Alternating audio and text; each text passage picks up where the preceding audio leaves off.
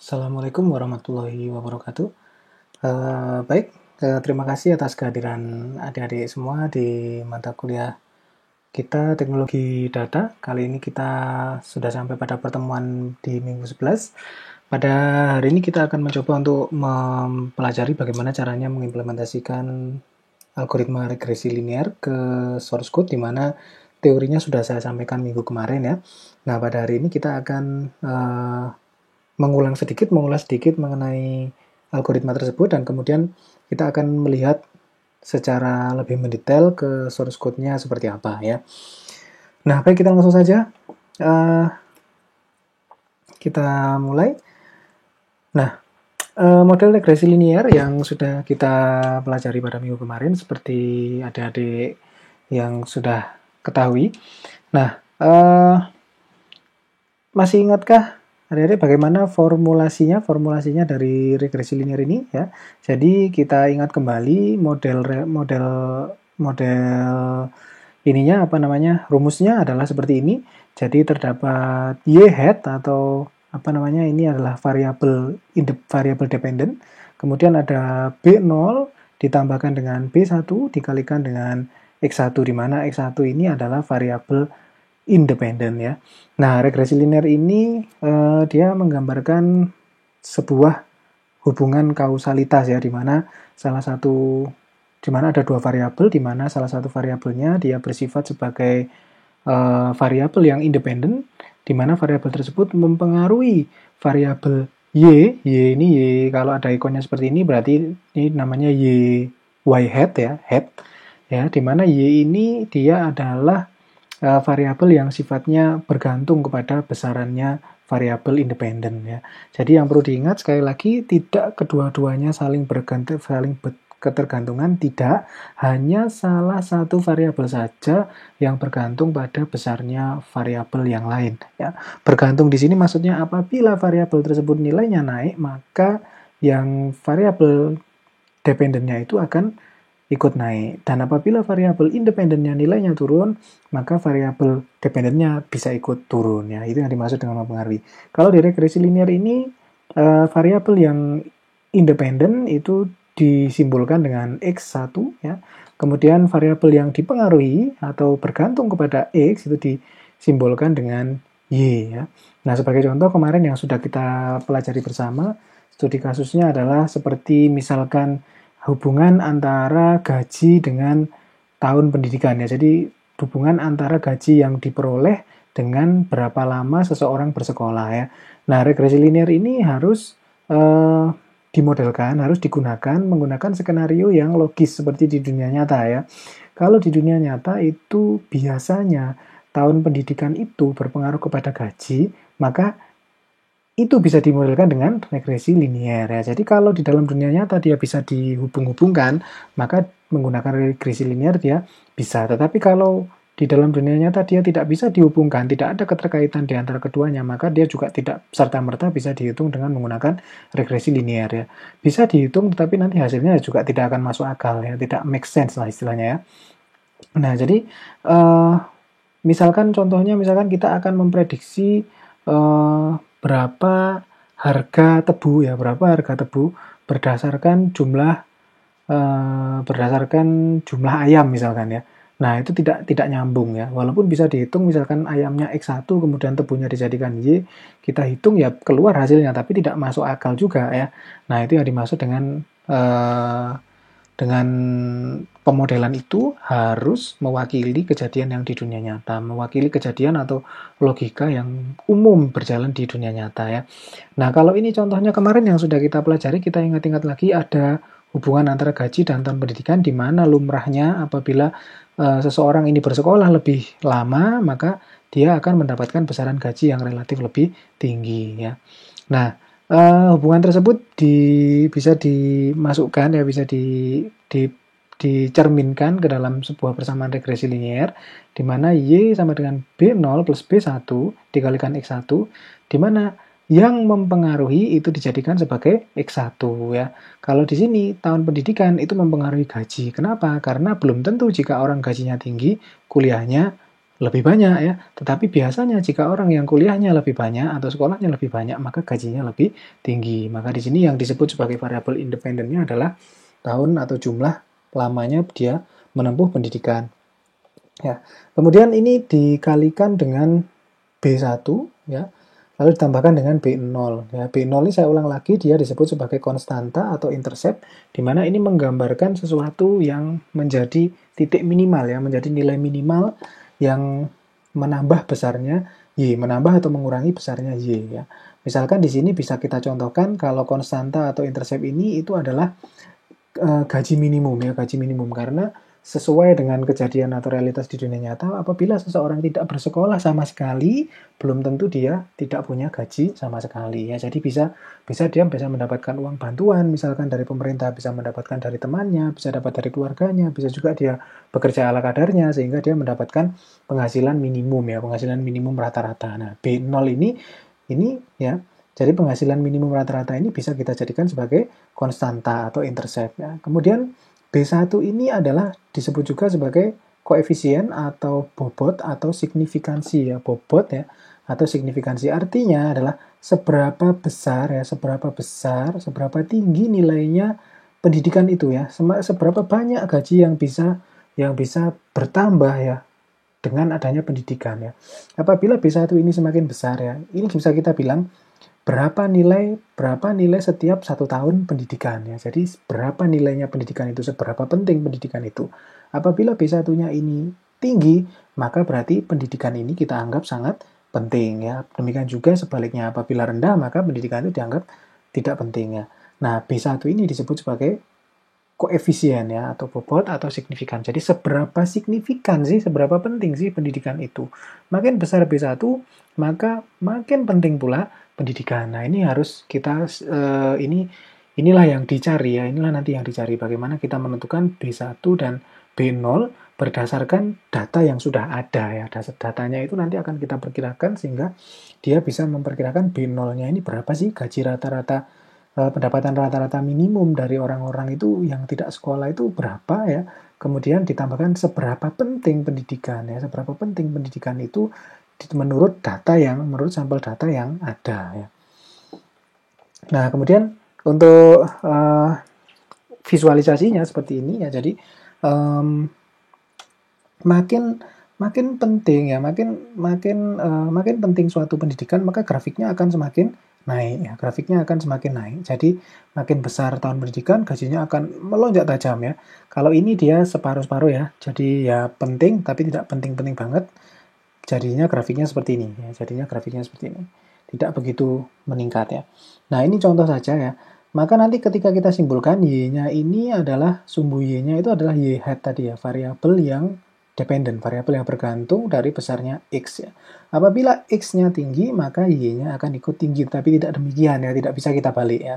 Kalau Y-nya tinggi, belum tentu X-nya tinggi, ya. Jadi kita membacanya harus Y ini berdasarkan besarnya X, ya. Kemudian gaji minimum tadi, intercept, itu adalah di sini, ya.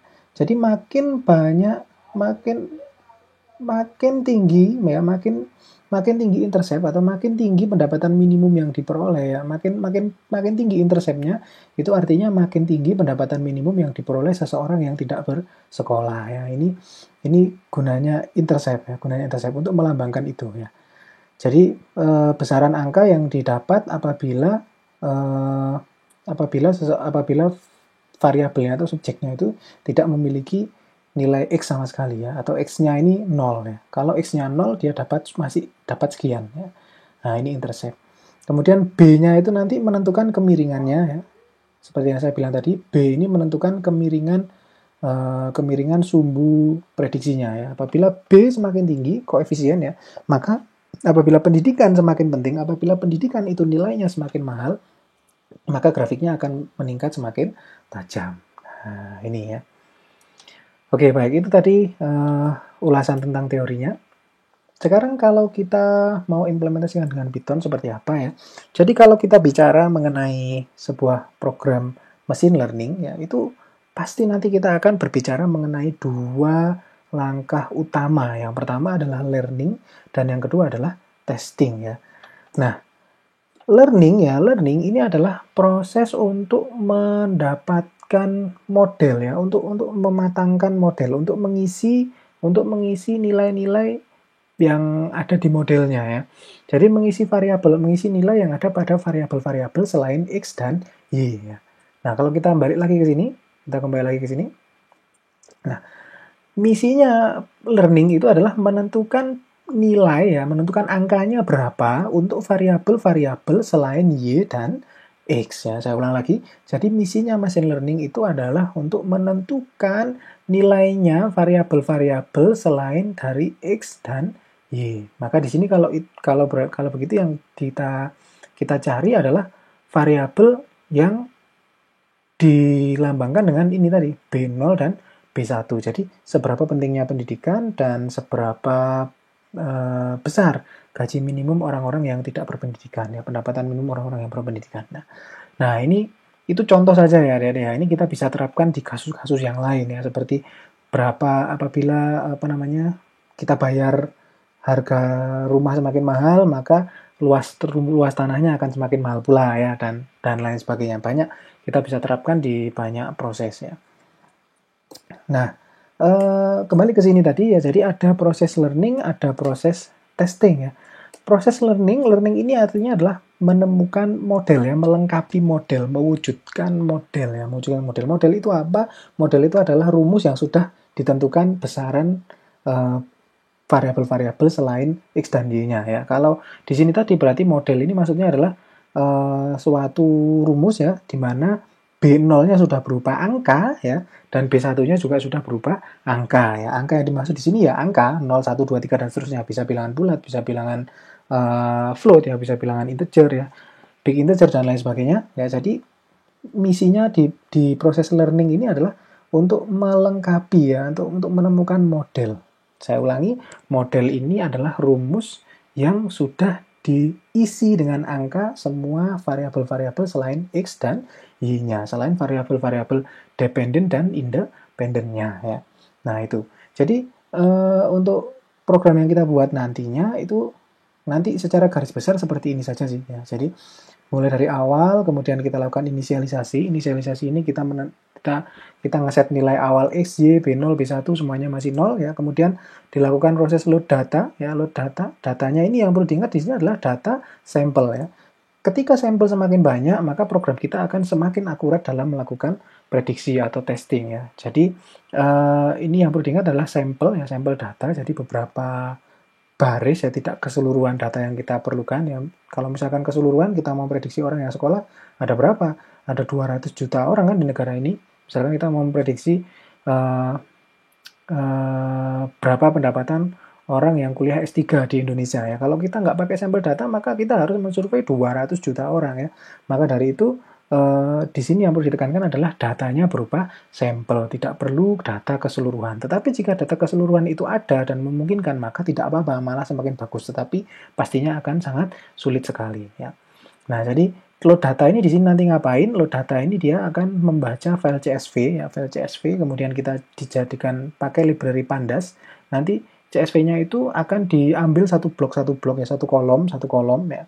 Kolom 1 dijadikan satu array, kolom 2 dijadikan satu array. Nah, kolom yang satu ini kalau di contoh kita kemarin itu adalah yang ini ya, nilai UMPN versus IPK ya, nilai UMPN versus IPK. Maka nanti file CSV-nya itu ada dua kolom ya. Nilai UMPN ke bawah thread, kemudian nilai IPK ke bawah thread. Nah, nilai ini nanti setelah di load itu dia akan pakai library Pandas itu dia akan dijadikan array ya, Jadi ada array nilai UMPN, ada array nilai IPK ya. Kemudian dilakukan penentuan X dan Y-nya ya. Jadi di sini nanti kita menentukan dari data yang sudah kita dapat di proses load data tadi, data mana yang akan dijadikan X dan data mana yang akan dijadikan Y ya. Nah, di sini nanti kita akan lakukan data yang dijadikan X itu adalah nilai UMPN ya. Kemudian yang data data dependentnya adalah nilai IPK ya, karena kita beranggapan bahwasanya kalau nilai UMPN-nya tinggi biasanya nilai IPK-nya juga tinggi. Nah, itu ya. Kita menentukan di situ, terus kemudian kita lakukan penentuan nilai B0 dan B1. Nah, di sini adalah proses machine learning yang utama ya. Yang saya beri background abu-abu ini adalah proses machine learning yang utama. Jadi menentukan variabel-variabel dependent dan independennya, kemudian dilanjutkan dengan penentuan nilai variabel selain X dan Y ya. Variabel selain X dan Y ini juga disebut sebagai variabel bobot. Kalau di sini kita di algoritma ini disebut sebagai B0 dan B1. Nah, di sini ini sebenarnya yang ribet ya. Yang kesulitannya yang sangat tinggi itu adalah di sini melakukan ini. Tetapi dengan bantuan library Scikit dan ini apa namanya? Maaf, stats models ya. Kita cukup memanggil satu metode saja yang bernama .ols. Kita bisa mendapatkan besarnya nilai B0 dan B1 ya. Nah, setelah ketemu nilai B0 dan B1, maka model kita sudah jadi. Karena apa? B0 kita sudah berupa angka, B1 kita juga sudah berupa angka ya. Tinggal nanti X dan Y-nya, Y-nya ini adalah hasil yang dicari, kemudian X-nya nanti diinputkan sendiri sama user ya. Nah, sampai sini proses learning-nya selesai. Terus kemudian pada proses testing ya. Testing di sini, testing itu bisa macam-macam karena kita sedang mempelajari algoritma machine learning untuk prediction, maka testing ini bisa disebut juga sebagai proses prediksinya ya, proses nyoba hasil prediksinya itu loh ya. Jadi nebak ya, apa ya istilahnya ya. Jadi ya ini apa namanya, ngetes nyoba totoan lah ya istilahnya adalah totoan ya. Jadi misalkan IPK-nya 1000, misalkan nilai UMPN-nya 1000, berapa ayo IPK-nya ya. Misalkan IPK-nya 3000, berapa ayo IPK-nya. Nah, kita kan nggak tahu ya. Nah, ini dengan menggunakan model yang kita buat tadi, kita bisa memperkirakan ya besaran IPK-nya. Namanya perkiraan ya, bisa sesuai, bisa salah. Perkiraan yang bagus adalah apabila jarak hasil aslinya dan perkiraannya itu sedikit atau errornya kecil ya. Nah, untuk error dan lainnya kita nanti bahas, insya Allah kita bahas belakangan kalau ada waktu ya. Nah, untuk proses prediksinya kita tinggal sangat mudah sekali ya. Jadi kita tinggal menginputkan saja nilai independen X ya, nilai independen atau X yang ingin diprediksi Y-nya ya. Jadi tadi kalau misalkan kasusnya itu adalah orang sekolah dan gaji tadi ya. Nah, misalkan kita mau nebak, misalkan kalau orang yang sekolah S3 berapa gajinya. Nah, itu adalah nilai X-nya. Kalau di contoh yang UMPN ini, berarti kita masukkan nilai UMPN-nya berapa yang ingin diperkirakan hasilnya.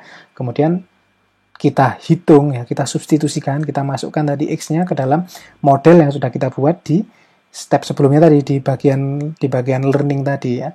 Nah, nanti ketika model ini dijalankan, maka akan menghasilkan output atau hasil berupa nilai dependent atau Y hasil prediksinya. Nah, ini adalah tujuan ultimate ya dari machine learning yang prediction ya. Jadi bagaimana caranya membuat program yang bisa memprediksikan suatu nilai dependent berdasarkan model yang dibuat sebelumnya ya.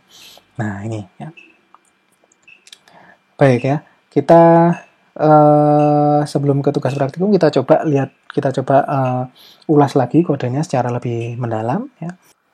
Nah, sekarang seperti yang sudah kita pelajari sedikit sebelumnya, kita punya nilai ya, punya data berupa sampel IPK dan sampel ini nilai UMPN ya. Ini diambil dari kejadian real ya, dari data yang sesungguhnya. Jadi ceritanya ada beberapa anak yang disampling ya. Nilai UMPN-nya itu dulu berapa, kemudian ketika lulus dia nilainya berapa, IPK-nya dia berapa, itu dicatat. Nah, kita mencoba membuat ya berdasarkan data yang ada di sini, kita mau mencoba membuat sebuah program yang mampu memprediksi apabila ada nilai UMPN yang dimasukkan, kira-kira IPK-nya berapa. Nah, programnya ini dia akan memprediksi berdasarkan data-data sampling atau data contoh yang sudah didapatkan ini ya. Jadi ini data real ya, data real yang dimana datanya ini nanti akan dijadikan data untuk proses learning, sehingga proses learning nanti akan menghasilkan model di mana modelnya nanti akan disubstitusikan nilai yang ingin diprediksi ya.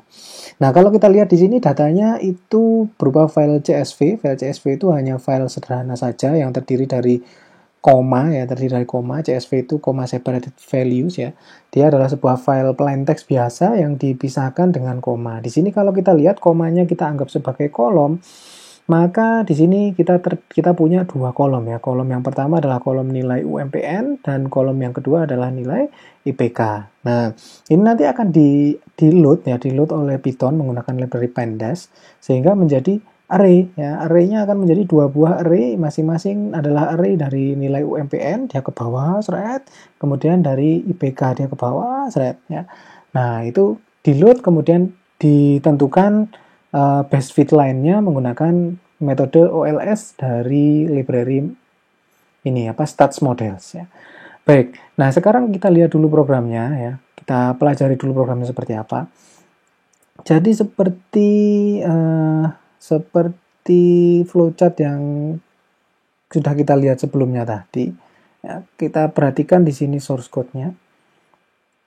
Nah, flowchart yang kita lihat tadi di sini. Nah, ini ya. Kita membuat programnya, kita sesuaikan dengan flowchart-nya. Jadi kalau di sini pertama start, kemudian ada init, kemudian ada load data, kemudian ada menentukan XY, kemudian menentukan B0, B1, maka di sini sebenarnya program kita intinya dari sini ya. Ini init, ya. Ini init. Kemudian ini proses load datanya, kemudian ini proses untuk menentukan variabel dependent independentnya, ya. Terus kemudian di sini adalah intinya yaitu menerka ya, memperkirakan nilai dari B0 dan B1 yaitu sekali lagi dia adalah bobot ya. Bobot di mana bobot itu adalah variabel pada rumus ya, variabel pada rumus selain variabel independen dan dependen ya, itu model ya atau disebut juga koefisien. Ya, baik. Nah, sekarang kita lihat satu-satu ya. Di sini ini yang pertama kita buat file main dulu ya, file main. Main ini dia nanti akan menjalankan sebuah kelas namanya belajar regresi linear. Belajar regresi linear di dalamnya terdapat metode-metode ya, di mana satu metode itu melambangkan tepat satu proses pada keseluruhan alur yang ingin kita capai ya, baik learning maupun prediksinya ya, atau testingnya. Nah, di learning prosesnya kita sesuaikan dengan flowchart-nya, di prediction juga kita sesuaikan dengan flowchart-nya ya, sama. Jadi di sini di prediction kita tinggal menginputkannya, input nilai independen atau X yang ingin diprediksi Y-nya. Maka di sini kita bisa lihat Y-nya itu adalah, nah, input nilai independen atau X yang ingin diprediksi Y-nya. Nah, Y-nya tadi karena kita sudah putuskan tadi bahwasanya yang bergantung itu adalah nilai UMPN ya. Yang bergantung adalah IPK ya, IPK. Dan kemudian yang independen adalah nilai UMPN, maka nilai UMPN di sini adalah X ya. Nah, kita buat nilai UMPN-nya misalkan 2000 ya. Di sini nanti kita akan ngetes berapa sih IPK-nya kalau nilai UMPN-nya 2000 ya. Apakah 3,0, apakah 3,01, apakah 3,05, apakah 3,5 dan seterusnya ya. Jadi ini bergantung pada model yang kita buat. Makin bagus model yang kita buat, maka makin sedikit selisih antara hasil prediksi dengan hasil realnya ya. Hasil prediksi dan hasil real itu bedanya apa? Prediksi itu perkiraan ya, kita memperkirakan ya. Bisa jadi kasusnya ini seperti ini, anak ini baru lulus UMPN ya. Kemudian dia pengen tahu besok 3 atau 4 tahun lagi ketika saya lulus IPK saya berapa. Nah, data real itu baru bisa didapatkan ketika sudah terjadi. Nah, kalau data prediksi itu bisa didapatkan sebelum kejadiannya berlangsung ya. Nah, itu. Baik, sekarang kita bahas dulu untuk yang di sini ya, di proses learning-nya. Nah, di proses learning pertama sekali di init ya. Nah, sambil saya tunjukkan langkahnya ya. Nah, yang pertama kali di sini di init ini dia adalah konstruktornya kelas belajar regresi linear. Dia hanya ngeset nilai awal saja untuk Y-nya berapa, X-nya berapa, ya, B0, B1-nya berapa. Nah, berapanya ini kita isi dengan non ya. Non di sini artinya nol ya. Jadi awalnya Y-nya nggak ada, X-nya nggak ada, B0-nya nggak ada, B1-nya nggak ada. Kemudian dilanjutkan dengan load data ya, dengan load data. Oke, load data di sini ya. Load data kita sampai pada di sini load data. Load data itu dia akan menggunakan PD. PD ini adalah dari library pandas ya, pandas. Nah, di Python itu bisa Import itu kita singkat ya. Caranya adalah dengan menulis import, kemudian kita beri S, kemudian spasi, singkatannya apa. Nah, di sini pandasnya ini kita singkat PD. Kenapa disingkat? Ya cuma biar lebih pendek saja ya. Nah, jadi ini proses yang keduanya. Di proses load data dia hanya membaca aja dari file CSV-nya itu, dibaca menggunakan metode read CSV dari pandas ya, dimasukkan ke dalam variabel data yang ada di atas tadi. Nah, ini untuk penampung sementara, ini keseluruhan datanya ya, dibaca ditaruh sini. Kemudian proses berikutnya adalah menentukan dependent dan independent variabelnya ya, menentukan dependent dan independent variabelnya. Mana flowchart saya tadi? Nah, ini ya. Jadi, proses berikutnya adalah penentuan X independent dan Y dependent ya. Nah, di sini kita buat X-nya itu ya, kita buat Y-nya yang dependentnya, variabel dependentnya itu adalah IPK ya. Jadi dari data tadi, data yang dari CSV tadi, kita ambil kolom IPK ya. Nah, jadi yang kita jadikan Y adalah IPK. Karena apa? Karena IPK bergantung pada nilai UMPN, karena biasanya seperti itu, karena di dalam dunia nyata biasanya seperti itu. Apabila nilai UMPN-nya tinggi, biasanya IPK-nya juga tinggi. Tetapi tidak demikian. Kalau bisa saja anak yang nilai UMPN-nya rendah, dia IPK-nya tinggi karena bisa lebih rajin, ya kan? Tapi kalau IPK-nya tinggi, kalau UMPN-nya tinggi, biasanya sih memang dasarnya anaknya sudah pinter ya, kayak gitu. Nah, di sini kita di proses set dependent independent variable ini kita menentukan IPK ya, menentukan Y-nya sama X-nya. Ya, Y-nya kita jadikan dari data tadi, kita ambil kolom IPK, yang X-nya kita ambil dari kolom nilai UMPN. Nah, yang terakhir kemudian penentuan nilai B0 dan B1 ya. Penentuan nilai B0 dan B1 itu di sini. Ya. Di source code ini ada beberapa metode lain yang tidak saya bahas, itu cuma untuk menampilkan saja ya, untuk cuma menampilkan jadi grafik saja. Tapi inti-intinya yang saya tuliskan di flowchart-nya ini. Ya. Nah, ini kemudian set B0 dan B1. Seperti yang saya bilang tadi, B0 itu adalah intercept ya, atau nilai minimum. Kemudian B1 ini adalah nilai signifikansi ya, signifikansi atau seberapa penting X-nya ya, B1. Nah, kita beruntung menggunakan Python, di sana sudah ada library namanya stat model, SM. SM, stat model kita singkat, import sebagai SM. Di stat model itu ada metode OLS ya, ordinary least square. Ordinary square. Di sini dia cukup dengan satu baris ini saja. Aslinya barisnya banyak banget ya, ribet sekali itu Pak. Sudah dibuat mudah supaya kita tinggal pakai. Jadi di sini kita tinggal panggil sm.ols, kita masukkan y-nya, kita masukkan x-nya, kemudian kita panggil metode fit, maka kita akan mendapatkan sebuah variabel model, di mana model ini namanya model ya. Intinya dalam sini itu statistik ya, statistik dari perkiraan atau hasilnya dari OLS tadi. Nah, OLS itu tadi hasilnya apabila dijabarkan, apabila kita panggil metode ini, print summary ya, model.summary, maka akan mendapatkan banyak data seperti yang saya bilang ya. Di metode OLS itu yang perlu diperhatikan, di sana ada 3 tabel, tabel 1, tabel 2, tabel 3. Nah, kita ada banyak data di sini, tetapi kita nggak butuh semuanya. Yang kita butuhkan hanya 2, hanya B0 dan B1 ya. B0 dan B1 ini terdapat di dalam model yang banyak tadi, di variabel model ini tadi ya, di variabel statistik yang banyak isinya itu ya. Nah, sekarang yang penting apa? Yang penting adalah kita tahu B0 ini mau diambil dari mana dan B1-nya itu mau diambil dari mana ya. Jadi kalau kita lihat, yang perlu diperhatikan adalah tabelnya tadi ada 3. Kalau kita pengen tahu nilai B0 dan B1-nya, maka kita ambil ya dari sini ya. Nah, ini OLS regression results ya. Dari sini. Ini tabel 1. Tabel 1. Ini tabel 2 ya. Yang dibatasi dengan sama dengan ini, tanda sama dengan ini dia satu tabel ya. Satu tabel 2. Nah, nilainya ada di tabel yang kedua ya, akan menjadi nilai yang kedua. Nah, di sini kalau sampai lihat ada kolom koefisien ya, ada barisnya ya. Nah, koefisien ini maksudnya apa? Ini koefisiennya adalah pengali ya, pengalinya dari rumusnya ya. Jadi kalau B0 itu ada di bagian ini const ya. Ini dia yang menjadi B0.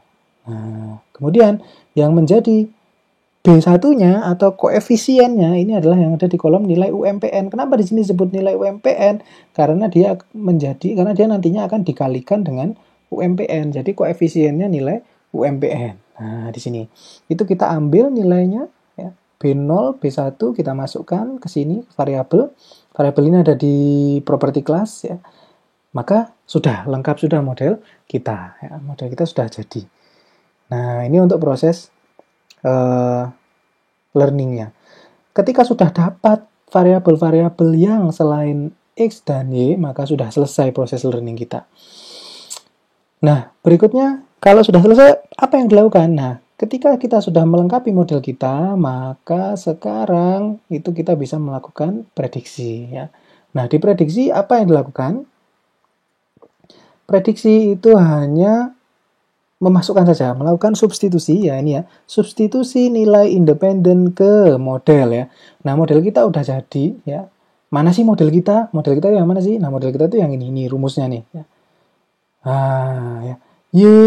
Y sama dengan, nah ini supaya bisa lebih mudah saya ginikan ya.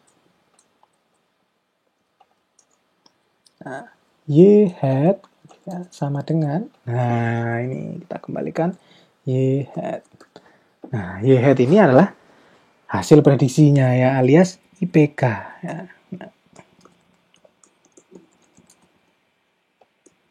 IPK ya, Y hat itu IPK. Jadi kita bisa memprediksi IPK sekarang setelah model kita jadi ya. Karena apa? B0 ini sekarang udah ada nilainya, B1 ini udah ada nilainya. Kalau kita ditanya berapa nilainya B0 ya, B0 ini di sini 0,275 ya.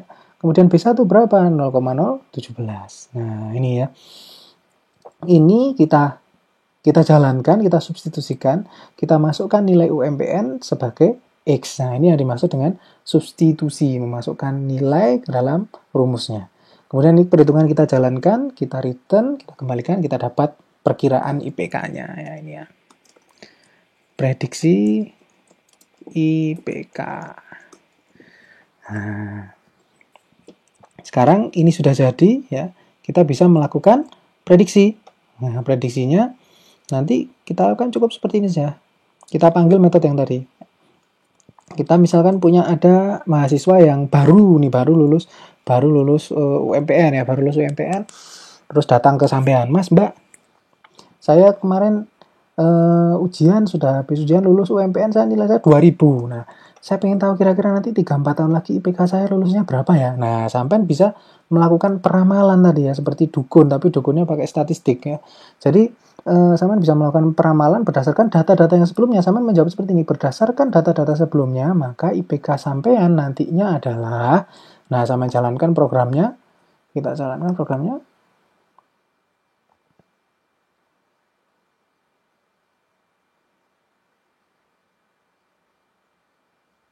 Nah, ini ya. Berdasarkan data-data terdahulu, maka kemungkinan besar IPK sampean nantinya kurang lebih 3,5.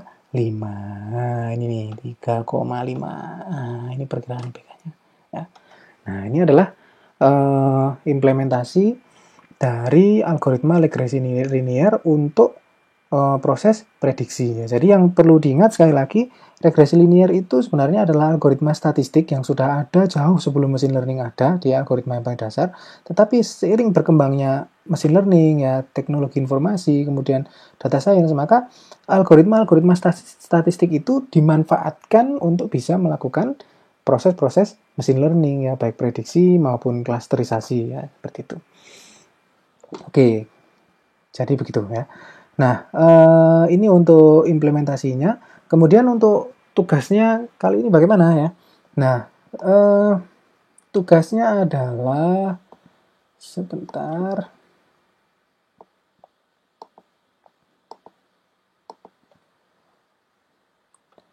Nah, jadi tugas praktikumnya kali ini adik-adik itu buka nanti folder ini ya, sudah saya siapkan folder ini, sis.id teknologi data minggu 11 ya. Di situ nanti ada 2 buah file adik-adik ya. Jadi ada file CSV namanya harga_real_estate ya, harga real estate.csv.